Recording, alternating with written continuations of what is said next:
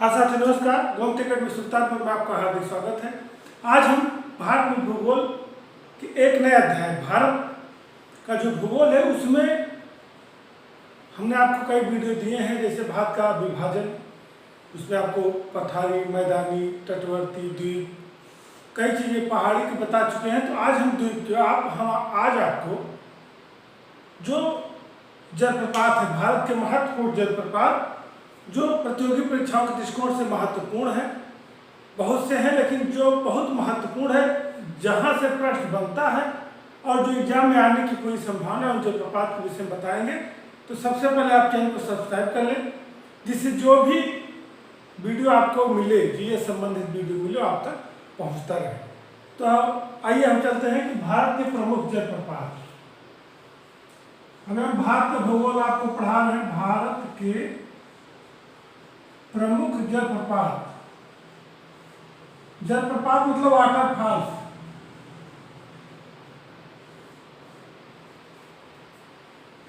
Waterfalls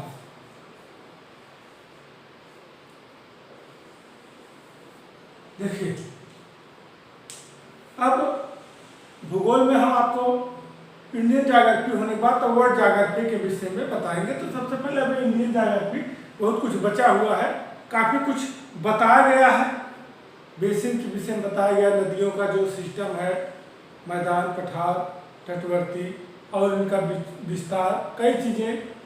अब बहुत कुछ अभी बचा हुआ है, तो हम प्रयास करते हैं कि आने वाले समय आपका टीजीटी का पेपर है, पीसीएस का भी, आरओ का है, तो जो भूगोल बहुत जीएस के रूप में या सब्जेक्ट रूप में हमसे पढ़ रहे हैं, तो कम से कम उनका लगभग सिलेबस भी पूरा हो।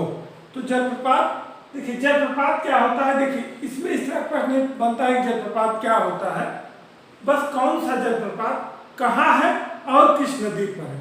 डायरेक्ट प्रश्न पूछा जाएगा या तो जोड़ा लगाने के लिए। तो जलप्रपात जान लीजिए कि जो पहाड़ों से पानी गिरता है, चाहे नदी का पानी हो, चाहे झरने का पानी हो, चाहे नाले का पानी, जो ऊंचाई से गिरता है, तो उसे जलप्रपात के नाम से जाना जाता है। कि जो पहाड़ों से ऊंचाई से जल गिरता है वो जलप्रपात नाम से जाना जाता है। तो जलप्रपात और नदी स्थान, इसमें हम तीन चीज आपको फोकस करेंगे कि सबसे महत्वपूर्ण कि जलप्रपात नदी किस नदी पर है और स्थान किस स्थान पर। इसी टाइप के प्रश्न आपके बनेंगे। तो सबसे पहले जोग गढ़सोप्पा महात्मा गांधी बहुत महत्वपूर्ण है। ये बड़ा भी, इसको जोग भी कहते हैं, इसको गढ़सोप्पा भी कहते हैं, कहीं कहीं गढ़सप्पा भी लिखा रहता है। और महात्मा गांधी जलप्रपात आप लगा ही लेंगे। तो चाहे जोग जलप्रपात कहे, चाहे गढ़सप्पा, चाहे महात्मा गांधी। ये कहाँ है? शरावती नदी जरूर पूछता है, किस नदी पर है? शरावती पे। स्थान कहाँ है? कर्नाटक में। तो इसी तरह के प्रश्न आपके जलप्रपात से बनेंगे। और हम प्रयास करेंगे कि जो स्टेट वाइज है, जैसे कर्नाटक में और कौन से हैं, कर्नाटक में और कौन से जलप्रपात हैं, उसके विषय हम आपको बताएंगे। तो इसके बाद जो है एना और शिवसमुद्रम, गोकर्ण, पायकारा, बहुत से सारे जलप्रपात हैं।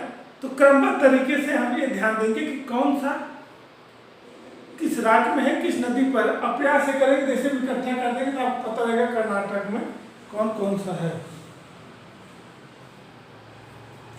शिवसमुद्रम, ये भी बहुत फेमस है, शिवसमुद्रम जलप्रपात। ये भी कहाँ है? ये आपका भी, ये भी कर्नाटक। तो आपका क्लियर है, कर्नाटक में हमारा जो गढ़सोप्पा, महात्मा गांधी, तीनों एक ही नाम है, शिवसमुद्र। और शिवसमुद्र आपका कावेरी नदी पे है, कर्नाटक में कावेरी। तो इस तरह से आपका काफी कुछ क्लियर रहेगा। और गोकक,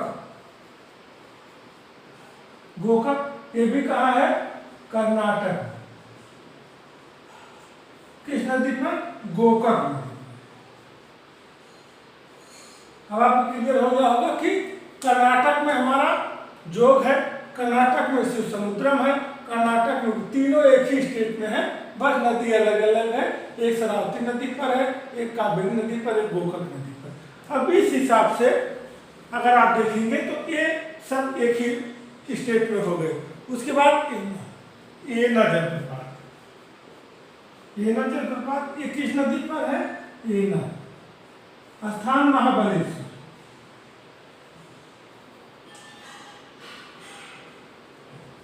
महाबलेश्वर। प्रश्न में यही है किस स्थान पर है, तो आप एना महाबलेश्वर। पाइकारा,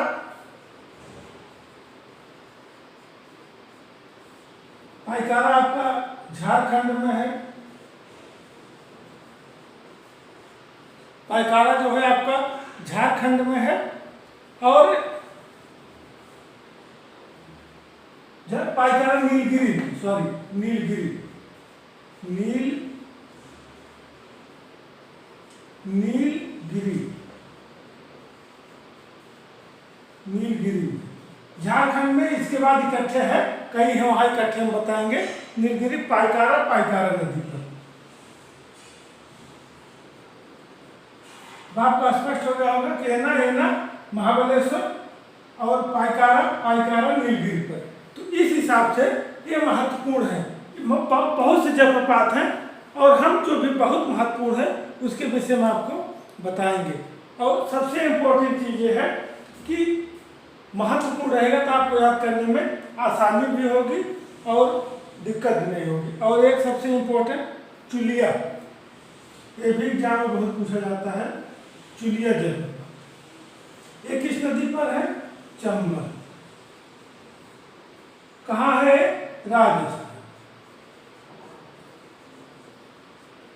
अब आपको क्लियर हो गया होगा। इसके इम्पोर्टेंट शिव समुद्र, जो शिव समुद्र, गोकक, एना, पाइकारा, चुलिया 1 2 3 4 5 6 बहुत महत्वपूर्ण है। बहुत लंबी सूची है जलप्रपात की, लेकिन हम प्रयास करें जो महत्वपूर्ण है, जो एग्जाम में आपसे आ जाए और आप इतना पढ़कर अपना प्रश्न हल कर लें, उसके विषय में हम आपको बता रहे हैं। तो आप इस पर एक बार चर्चा करते हैं कि जो गढ़सोप्पा, शरावती नदी कर्नाटक, शिव समुद्रम, कावेरी नदी कर्नाटक, गोकक, गोकक नदी कर्नाटक, एना, एना नदी महाबलेश्वर, पाइकारा, पाइकारा नदी नीलगिरी, चुलिया, चंबल राजस्थान में। तो एक सबसे इम्पोर्टेंट, इसका आप स्क्रीनशॉट ले लें तब आगे बताते हैं। अब झारखंड में कई जलप्रपात हैं जो कि काफी फेमस है और ज्यादातर प्रश्न आपको वहां से मिलता भी है। तो सबसे पहले जो है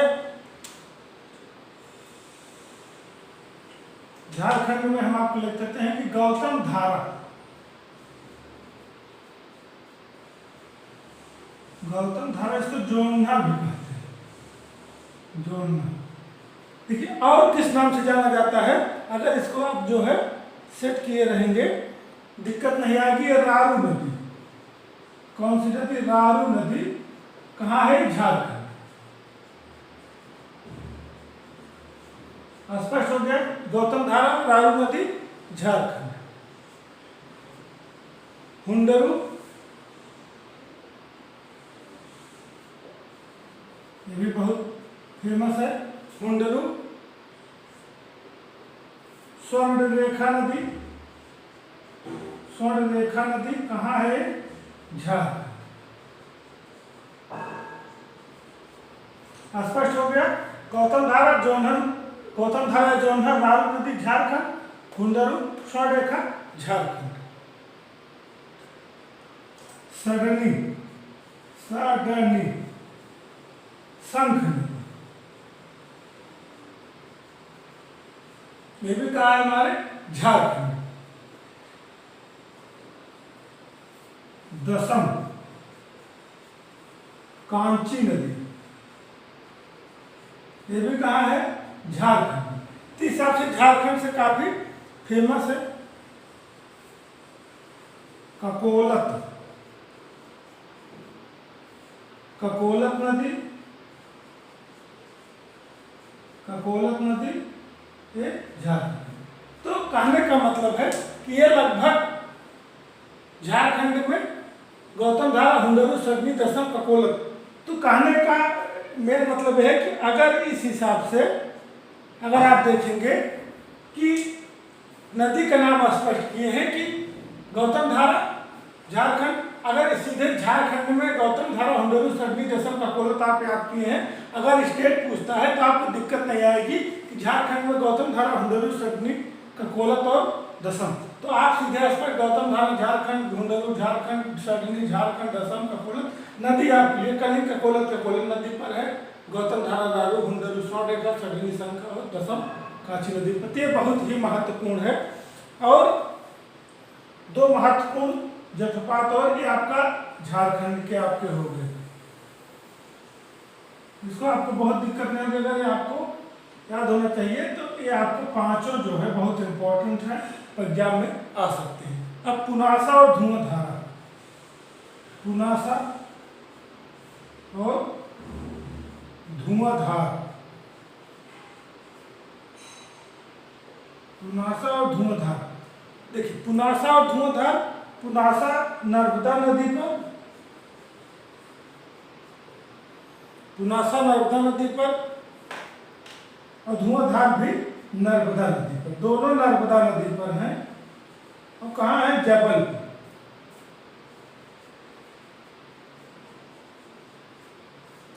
जबलपुर। आपका स्पष्ट हो गया दोनों कहाँ है? जबलपुर। अब जबलपुर अगर इस तरह प्रश्न होता है कि दोनों कहाँ है? जबलपुर में, तो अब पुनासा और धुआंधार, नर्मदा नर्मदा नदी पर, जबलपुर जबलपुर। तो अब इस तरह के जो प्रश्न आएंगे आप आसानी से हल कर लेंगे। देखिए जलप्रपात की श्रृंखला बहुत सी लंबी है, हमने लगभग 12 या 14 जलप्रपात विषय बताए, इसलिए कि ये बहुत ही इम्पोर्टेंट है, बहुत ही महत्वपूर्ण है। यहाँ से एक प्रश्न आपको मिल जाता है कोई भी एग्जाम में। देखिए जलप्रपात का एक वीडियो हम आपको देंगे, बहुत लंबा नहीं कर रहे हैं कि पता लगा हम 100 जलप्रपात इकट्ठे बता दिए या 50-25, तो आपको पढ़ने में बोरियत होगी, आपको याद करने में भी दिक्कत होगी और फिर आप आसानी से उसको याद भी नहीं कर पाएंगे, एग्जाम में जाके गलत करेंगे। तो इस हिसाब से स्टेज वाइज हम इसको पढ़ाते रहेंगे। हमारा कैलकुलेशन जैसे इकट्ठा हुआ, जो जलप्रपात इकट्ठा हुए उसको वीडियो दे देंगे। तो हमने इसके लिए सबसे पहले थे कर्नाटक में 2-3, फिर आपका महाबलेश्वर का, फिर आपका राजस्थान का और नीलगिरी का, और झारखंड के जो गौतम धारा, हुंडरू, सगनी, दसम, ककोलत, इस तरह से, और जबलपुर के 2 नर्मदा नदी के। तो इस तरह से हमने आपको बताया कि ये जो 10-12 है इसको आप 1-2 बार वीडियो देख लेंगे, आपको आसानी से याद हो जाएगा। और एग्जाम देने जाएंगे जैसे दसम स्थान पूछा तो झारखंड, नदी पूछा तो शंख नदी, बस आप आसानी से हल कर लेंगे। और सबसे मुख्य चीज इसमें ये भी है कि और भी बचे हुए हैं, पता लगा कि हम एग्जाम में आया हम उसको बताया नहीं तो आप हल कहाँ कर पाएंगे। तो हम और भी जलप्रपात ऐसे छोटे छोटे 10-12 जलप्रपात करके और वीडियो जलप्रपात काट देंगे, लेकिन तब तक आप इसको याद किए रहिए। जय हिंद, जय भारत।